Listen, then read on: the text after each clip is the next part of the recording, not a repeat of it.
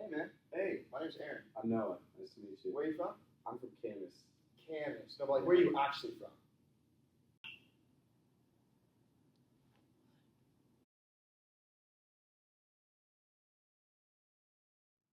Hey Zags, do you guys ever catch yourself saying or doing something that didn't come across quite how you intended, or what you did just straight up offended someone? Oftentimes we say and do things that, although meaningless in our minds, carry unintendedly negative weight.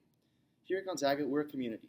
We hold the door open for each other, we offer a friendly smile when walking to classes, and in both a physical and metaphorical sense, we pick each other up when we're down. We are a group of people that care for the mind, body, and soul of ourselves and the people around us.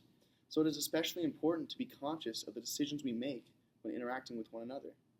In many instances, these words or actions that elicit a negative response can be classified as microaggressions. By definition, microaggressions are the subtle ways in which body and verbal language convey oppressive ideology about power or privilege against marginalized identities. For example, when Aaron asks me where I'm really from, he's subconsciously implying that I am not necessarily a true American. And although I myself am not a marginalized identity, I represented minorities who often get asked these kind of backhanded questions. On campuses throughout the nation, there have been an increasing number of movements surrounding this issue, many of which were brought into prominence by actions from either an individual or a group. And since these discussions are very much based on personal experience, it is often hard to come to any sort of conclusion or solution without belittling or inadequately addressing the struggles of someone else. This is why when having a dialogue about microaggressions, it is important to discuss the context in which the statement or action under discussion was made. For example, in an email between two students at Oberlin College, we can see how context could have helped mediate the situation. Last fall, a talk was held as part of Latino Heritage Month.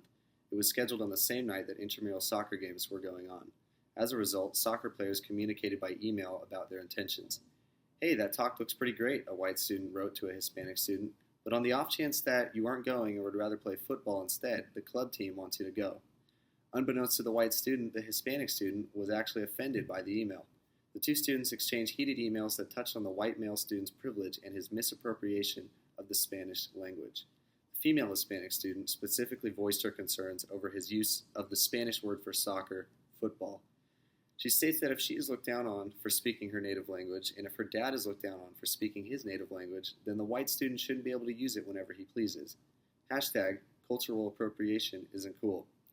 That exchange is a perfect example of the difficulty that exists in defining microaggressions.